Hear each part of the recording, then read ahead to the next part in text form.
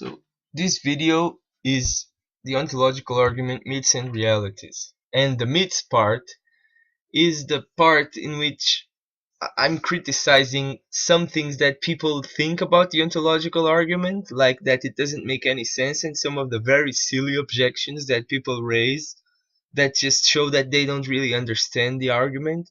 So in the first part of the video, I'm going to actually explain the argument in a way that everyone can understand, so you can understand that this stupid objections, most of the objections to the argument don't make any sense at all. And then in the second part of the video, I'm gonna actually offer a critique of the argument to analyze if it's a good argument or not. So first part. So first, some background information to understand the language. So a possible world is in a way reality could have been. Okay, so if I say that, for example, a unicorn exists in some possible world, then that means that reality could have been in such a way that a unicorn would exist, right? So basically, possible worlds are just logically possible ways of descriptions of reality that don't have any contradictions or problems. Okay, so now great making property is a property that makes a being greater by having it. Okay, so examples of these are like powerful, the property of being powerful, of being wise, of being good, of being merciful, of being glorious, let's say, things like that. And now a maximally great being is one that has the great making properties in the maximal degree. So for example, it has the great making property of being powerful in the maximal degree, so that means it's omnipotent. Has the great making property of being wise or knowing, it means that it's omniscient. Has the great making property of being good, it means that it's omnibenevolent. In maximal degree means that's omnibenevolent, etc. Now, one particular great making property is necessary existence. So if a being exists necessarily, is certainly greater than one that does not exist necessarily, that just happens to exist. Okay, so a necessarily existing being is a being that exists in all possible worlds. So a maximally great being included in this definition is necessary existence. Now, that does not mean that a maximally great being exists necessarily, that he exists. Okay, so definitions don't make things happen, because a definition is just a way of saying that if the thing you are defining exists, then it has the properties that your definition is stating. So that's why adding existence to a definition is a redundancy and doesn't make any sense. And Immanuel Kant actually objected to Anselm's ontological argument with that. So you can't add existence is not a property, because if you say, for example, X as the property, so define X to be a being that exists. Now that is not really saying, and then you can say then X exists. No, because when you're saying that you define X to be a being that exists, then what you're really saying is that if X exists, then X has the properties that you stated, or namely that it exists. So you're just saying a tautology. If X exists, then X exists. But necessarily existence is certainly a property, because for example, I don't have the property of existing necessarily because I could have not existed. But for example, the number 1 has the property of existing necessarily, if you believe that numbers exist. So it doesn't make sense to say that in some ways of reality there are no numbers, and in some other ways there are numbers. If numbers exist, they exist necessarily, these abstract objects. So yeah, so necessarily existence is a property, and this is a great making property. So a maximally great being, by definition, if he exists, will exist necessarily, right? So this does not mean that he exists necessarily just because I put that in the definition. But if he exists, then he will exist necessarily. Now, with this in mind, the actual argument. So, it is possible that a maximally great being exists. This is premise number one. Premise number two. If it is possible that a maximally great being exists, then a maximally great being exists in some possible world. Right, so that's just a way of saying what possible means. Because remember, a possible world is the way in which reality could have been. So if you're saying that it's possible that a maximally great being exists, you're saying that reality could have been in such a way that a maximally great being would exist. And when you take that description of reality in which the maximally great being exists, that's your possible world in which he exists. If a maximally great being exists in some possible world, then a maximally great being exists in all possible worlds. And now just what? That doesn't seem to make sense. But remember what it means for maximally great, what it means to be a maximally great being. It has the property of existing necessarily. So if it exists in some possible world, now remember, a property means that when you exist, you manifest the property.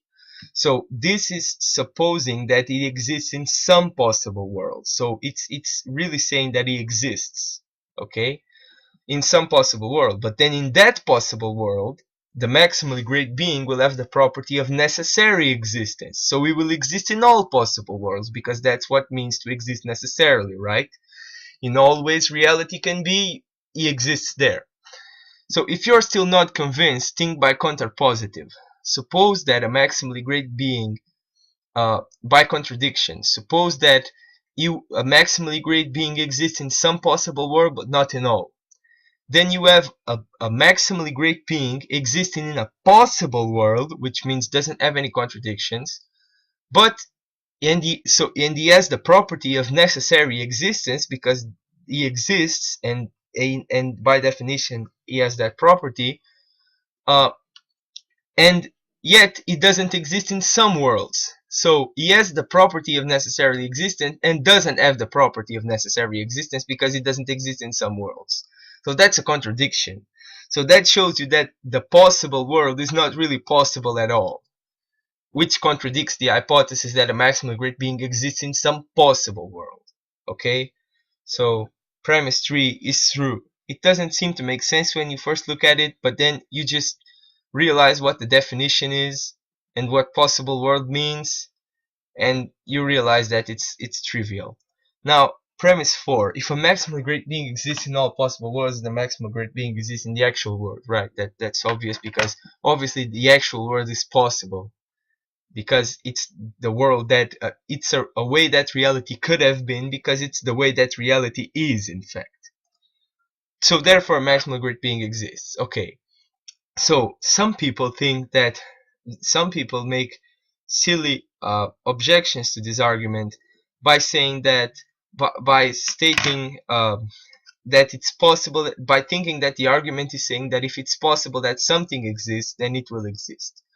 But that's not true, because you can only use this form premise 3 if it exists in some possible world and exists in all, if the thing you're talking about is a necessarily existent being. So if it's not, you cannot use this argument if you replace maximally great being by, let's say, me. So if I exist in some possible world, that doesn't mean that I exist in all, because I don't have the property of being necessarily existent. So it's logically coherent for me to exist in some possible world and not in all. Right? So this premise 3 is not true. Now, an example of a parody. So if it's possible that a maximally great unicorn exists, if it's possible that a maximally great unicorn exists and a maximally great unicorn exists in some possible world, if a maximally great unicorn exists in some possible world, then a maximally great unicorn exists in all possible worlds.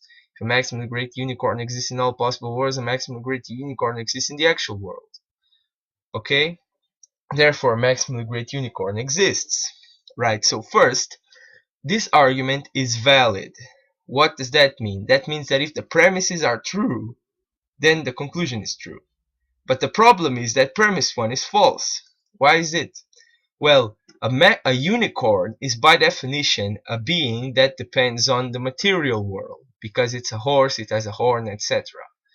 And for it to be maximally great, and exists in all possible worlds, it would need to exist in the worlds that don't have matter, because matter is certainly not necessarily existent.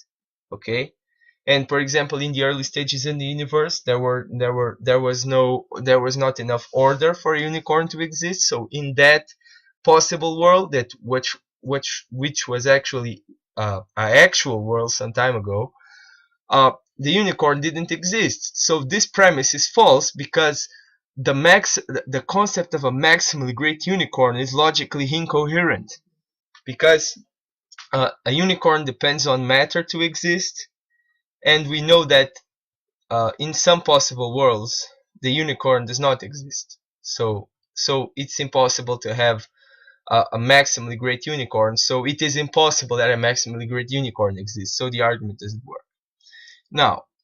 But now the problem with the ontological argument is not really premise 3, it's premise 1.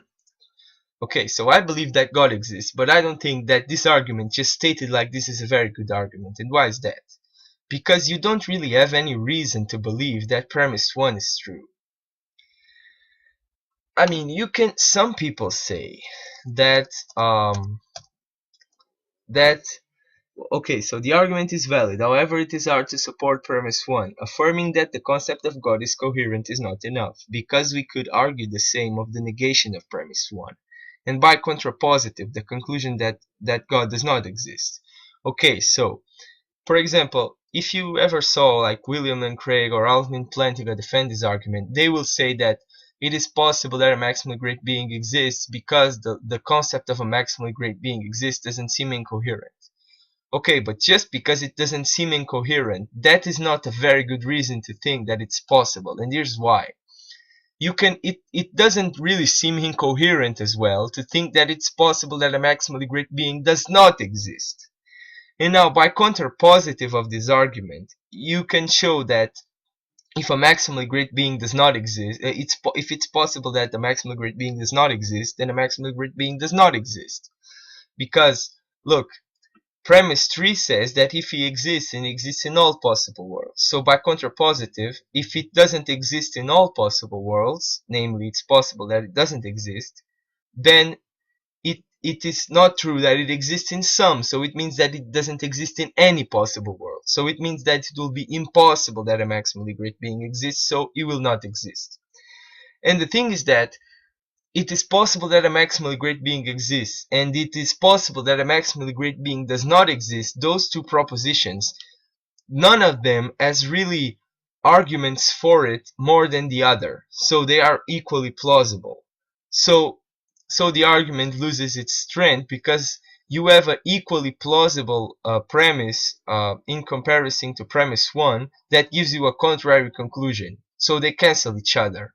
And although the argument is valid, you can construct an equally valid argument and equally persuasive argument that gives you a contrary conclusion.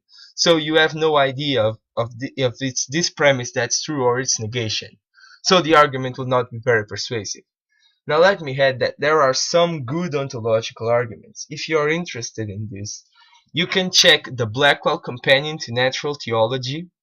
It's a book about arguments for the existence of God. If you are interested in arguments for the existence of God, buy that book because it has many.